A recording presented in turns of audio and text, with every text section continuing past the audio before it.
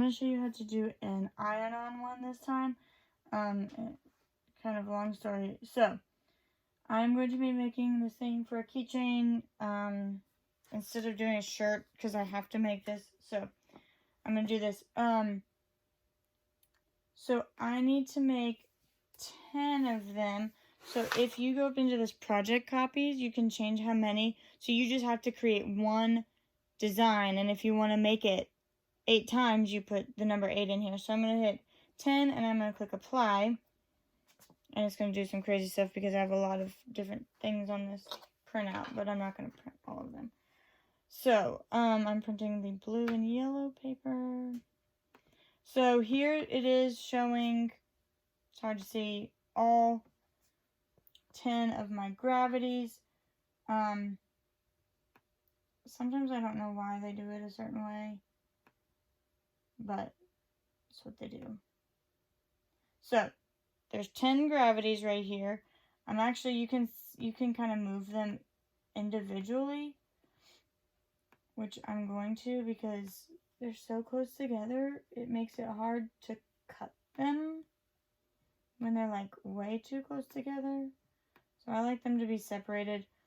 It does use more materials, but it keeps my sanity. So I'm moving each individual one.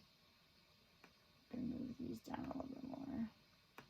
Alright, now the thing is with iron-on, you have to click this mirror button because you want it to cut backwards. So then everything gets flipped. I'm going to do the same thing with, those are all spaced out okay, but they all need to be mirrored. Okay, so this is going to be a purple, and I need, you know what?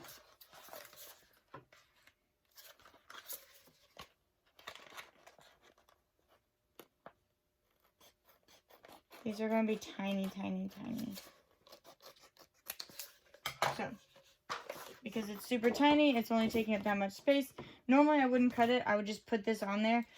And you're going to put it, the glossy side face down. And it'll tell you that. But always put glossy side face down. Sometimes this doesn't stick very well, so sometimes I'll use washi tape or some kind of tape to help it keep it down. So, purple side down, shiny side down. It's on there. I'm going to do this.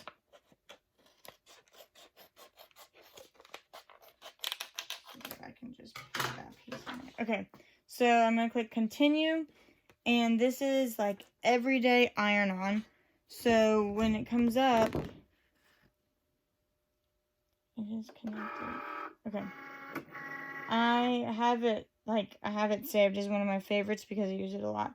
So I will click on everyday iron-on. It's going to have me load it.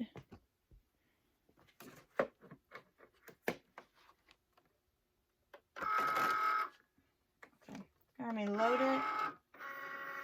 And sometimes I'll push down even more. Okay, so on here on the computer it says make sure mirror is turned on and iron-on material is face shiny side down. So then I hit the flashing cricket button and it's going to get it ready.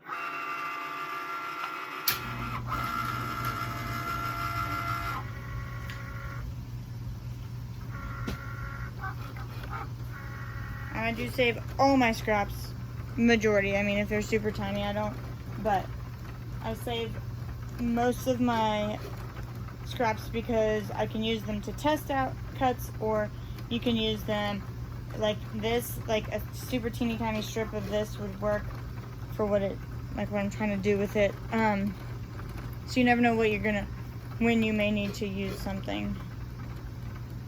So I'm gonna do the same thing with this. I'm gonna go to the next one and I'm gonna have it cut. And I'm gonna put this white one on there. And you can kind of see there's that shiny. This doesn't have as much of a shine. I mean, it's still kind of shiny, but when you're holding it, you can tell which is shiny and which is not. I do have like these huge rolls of iron-on material. This is $40 for 15 feet, I think. 5 yards. 15 feet. Which is not a bad deal. Iron-on can be expensive. So, I'm going to let it do this, and then I am going to get them separated, and I'll show you how to do the iron-on process.